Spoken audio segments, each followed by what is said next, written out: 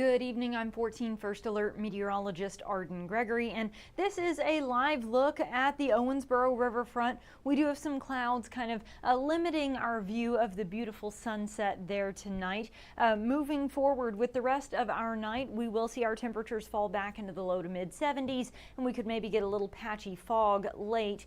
We're kind of stuck in the same pattern for the next few days of highs in the upper 80s to low 90s and a chance of rain each afternoon. By the middle of next week, though, it looks like we might get a little bit of a cool down. I mean, it's still going to be July, so don't get your hopes up too high, but maybe just a bit of a break in the heat and the humidity. There's another look at that gorgeous sunset. For those of you who are curious, the sun officially set at 8:12 tonight, so it's technically been below the horizon for nearly an hour now, but the last light is still fading from the skies. The sun rose at 5:39 this morning. So even though the longest day of the year is behind us, we still have pretty early sunrises and pretty late sunsets this time of year, right? We are losing a little bit of daylight each day. So a couple weeks from now, we'll have about 20 minutes less daylight each day. A month from now, it'll be nearly an hour shorter days than what we're dealing with right now. And by the shortest day of the year, which is December 21st, our days will be about 5 hours shorter and our nights will be about 5 hours longer than they are right now. Now you'll notice there is a much bigger change in the sunset than there is in the sunrise, and that's because daylight saving time ends on November 1st. So we set our clocks back an hour, which helps with that sunrise, but it hurts the sunset. So what if we just didn't change the clocks? That would be, permanent daylight saving time, which if you haven't already heard the headlines there, that the House has passed a bill that would make daylight saving time permanent. Now, who knows if it'll actually go all the way through, but at least they have made some progress on that front. If it were to happen, this is what the sunrise and sunset times, the sunrise times would look like across the United States. And you can see within each time zone here, as you get farther to the northwest, the worse off you get when it comes to those sunrise times. And into those dark red colors there, you're talking about a sunrise happening after 9 or even 9:30 in the morning during those shortest days of the year if we don't set those clocks back an hour. So here at home, if we made daylight saving time permanent, our latest sunrise of the year would be about 8:06 a.m., but our earliest sunset of the year would be at 5:30. So right now, when you get into the late December months there, where you have the short days there, right, and you get those 4:30 sunsets. Everybody hates the sun setting at 4:30, right? It's just a bummer to come out of work and have it already be just so dark outside. So obviously no one's a fan of the 4:30 sunsets, but right now our latest sunrise is at 7:06 a.m. So the sunrise is around 7 a.m., sets around 4:30. If we made the change and made daylight saving time permanent, yes, we would get the 5:30 instead of the 4:30 sunset. The offset of that would be the sun won't come up until after 8 a.m. That's a very late start to the day. And for those of you in the eastern time zone in Pike and DuBois County, add an hour to that. So for those folks, the sun wouldn't come up until after 9 a.m. during the winter months. So I don't know which way you land in favor or against that. Some morning folks hate the idea of it being dark until 8 or 9 o'clock in the morning. That is such a late start to the day. But a lot of people also would rather have more daylight in the evening. So we'll just have to wait and see what Congress decides on that one, I guess. Now let's talk about the weather, because that whole thing was kind of a detour. Let's talk weather now. We did have scattered rain and thunderstorms, mainly to the southwest of the tri-state earlier this afternoon, but most of that missed us, right? We had rain, even some heavy rain and lightning off to the west, southwest, and southern Illinois and down into southern Missouri as well. Here in the tri-state, though, it was much more isolated. We still got some rain, especially across southern Illinois and really western Kentucky. It got the bulk of the rain for the tri-state today, but even that was just a few spotty showers. We never saw any thunderstorms in the tri-state. And now a lot of that rain, now that the sun has gone down, has tapered off. We're left with just a couple sprinkles down in Hopkins County around Dawson Springs, and then a couple spotty showers up in White County as well. But most of the tri-state is dry now, and any remaining rain will continue to just kind of taper off. We'll probably be dry for the rest of the night. Tomorrow morning looks mostly sunny, but by about midday, these clouds start to develop, and it'll become partly cloudy as we get into the afternoon. And some of those clouds, much like today, may be capable of producing a little bit of rain. It'll start out pretty isolated, then the chances get better as we go through the afternoon. This is not going to be widespread rain. Many of you will be dry for most, if not the entire day on Thursday, but there is a chance that at some point Thursday afternoon you could get caught under an isolated shower or maybe even a thunderstorm. So just go into your day knowing that that's a possibility. Any rain we see Thursday afternoon and evening will taper off as the sun goes down Thursday night. Then we get into Friday. Friday kind of breaks from the normal pattern just a little bit in the sense that the rain Friday could start in the morning. Now it's a very isolated chance, but a stray shower is possible Friday morning. Then those chances get better as we get into the middle of the day and the afternoon. Again, Friday will not be a total washout. We're talking about just some very hit or miss rain, kind of on and off possibilities throughout the day, and an isolated shower may even linger into Friday night. Then on Saturday, same pattern where we start out mostly sunny and then have some rain kind of popping up in the afternoon. So each day there's a very real chance that you stay dry all day, but there's also the possibility that you could get caught under a shower or maybe a thunderstorm each afternoon for the rest of the week. As for our thunderstorm chances, notice we're outlooked in this brown color here, which is general non-severe thunderstorms. So we could still get lightning, we could get a little heavy rain, but we are not expecting severe weather from these storms this weekend. I mentioned heavy rain. That is a possibility, although it would be isolated. We have this flooding threat that kind of pushes in from the west on Thursday, spreads across the entire tri-state on Friday, and then starts to move to the east on Saturday. It is a level 1 flooding threat, so it's not a situation where we would expect widespread soaking rain and flooding and things like that. This would be a very isolated chance. These storms are going to be kind of spotty, but keep in mind that they also won't be moving very fast. So the concern here is that you could have a thunderstorm that pops up, is maybe putting down some heavy rain, but it's not really moving on. So it could put down heavy rain in the same spot for a while, and you could end up with just these very isolated locations that end up with a little bit of flooding. So widespread flooding, certainly not a concern. We're not even going to see that much rain in most of the tri-state. I'd say for most of us, we're talking about maybe a ½ inch of rain over the next few days. But if you get caught under a thunderstorm with a downpour, you could see more than that in just these isolated locations. And that's where we're concerned about maybe getting a little bit of flooding. Checking in on the comments real quick here. Good evening, Suzanne, Lenny, Ricky, Laura, Cheyenne, Jeff, and Bonnie. Appreciate you guys tuning in.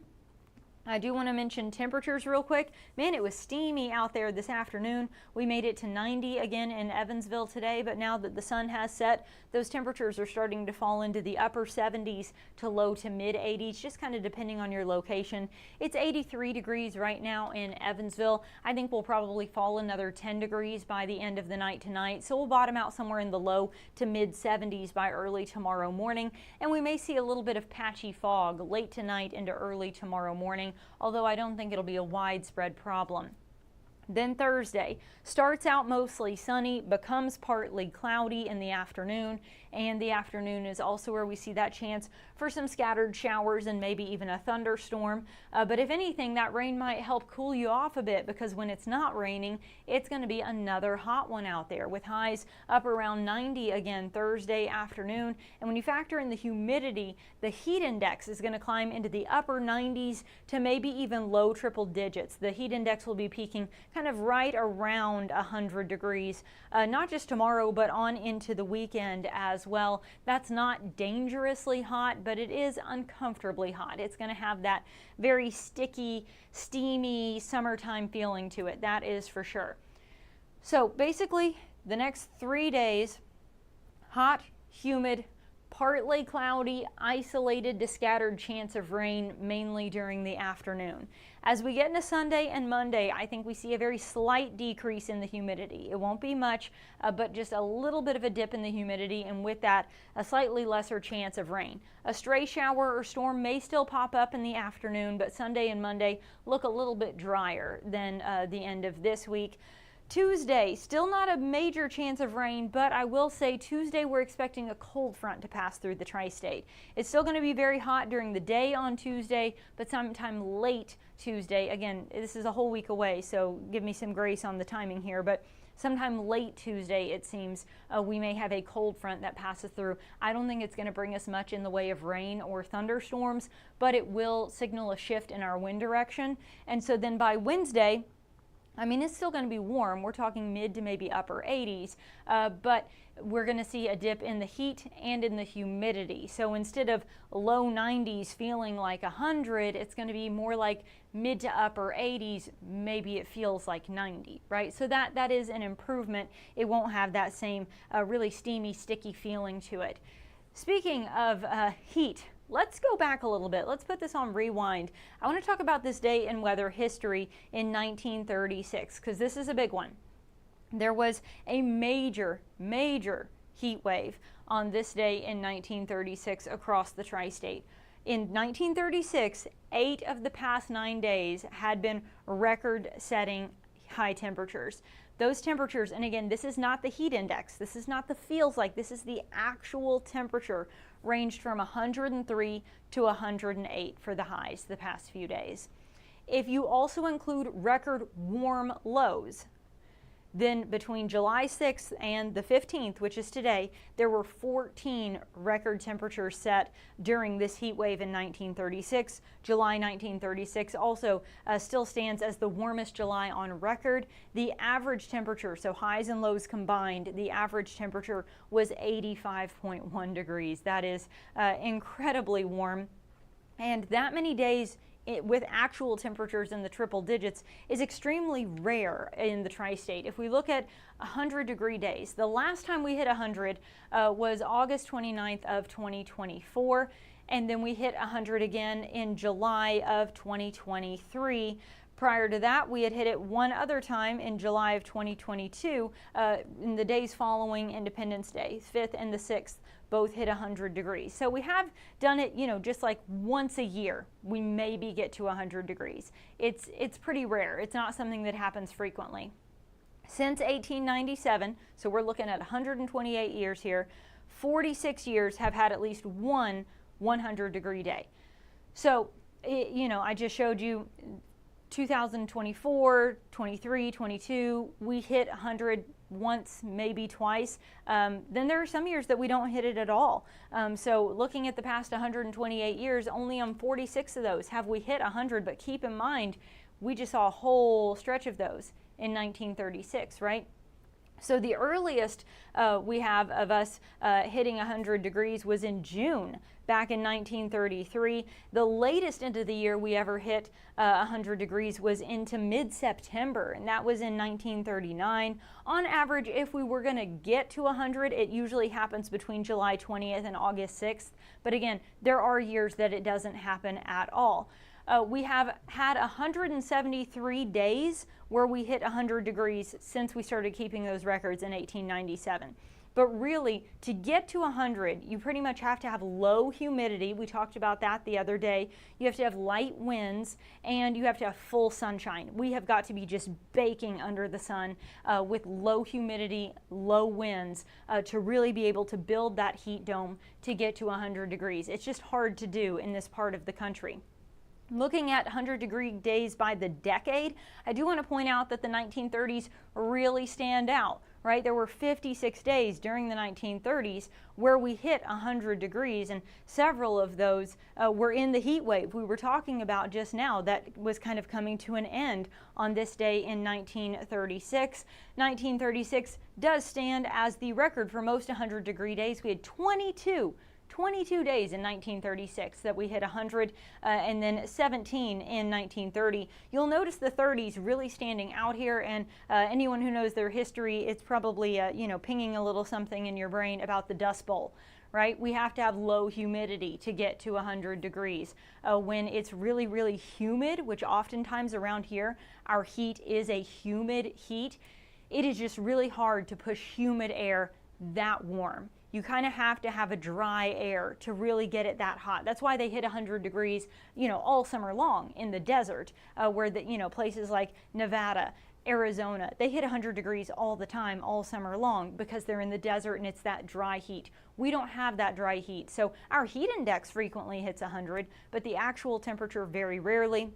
In the 30s, you had the Dust Bowl going on, this extreme drought affecting most of the country, along with some irresponsible farming practices. There's a whole thing. Go Google the Dust Bowl if you don't know what I'm talking about. But anyway, that really came into play there, where we had this extreme drought, this lack of vegetation, things like corn sweat that make it more humid in this part of the country. Well, the corn wasn't growing due to that extreme drought, so things like corn sweat didn't happen. So we just were really lacking that humidity, and so the same Dust Bowl that created this extreme, drought kind of famine type situation across much of the U.S. is also why so many days in the 30s made it into the triple digits. So there's your little weather history combo lesson for the week.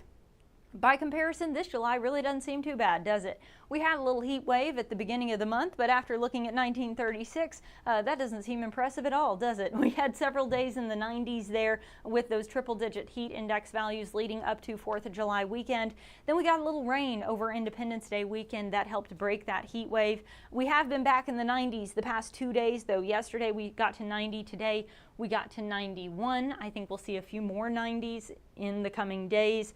We have had some scattered rain this July, but because it's been scattered, not every day that we have gotten rain have we measured rain at the Evansville Regional Airport, which is where the official almanac rain gauge is. So looking at our almanac, we have only officially picked up 0.6 of an inch of rain in Evansville, but I know other parts of the tri-state have gotten more if you've gotten in on more of that scattered rain in the past few days. But we are running a little short on rain both for the month and for the year.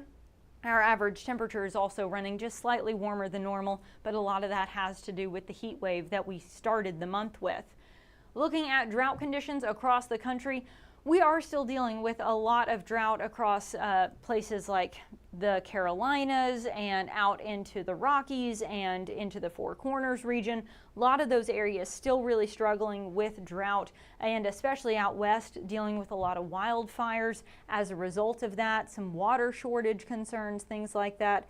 I do want to zoom this in to us though, just to show you we are not included in that. So the tri-state not in drought, not expecting to get into a drought, as we do have some more just kind of scattered rain chances in the forecast over the next few days. So we, my computer's locked up on me. Here we go. Okay.